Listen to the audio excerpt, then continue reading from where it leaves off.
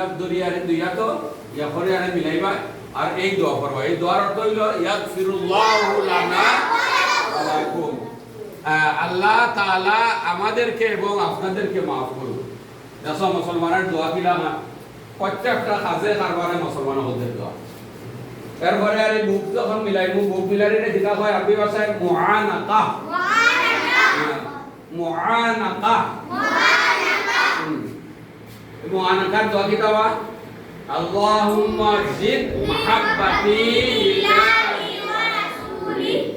আল্লাহুম্মা জিদ মাহাব্বাতি লিল্লাহি ওয়া রাসূলি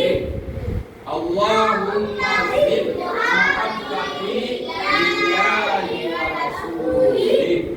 তাইলে আজকে আমরা দুইটা দোয়া শিখলাম একটা হইল হাত মিলানো আর একটা হইল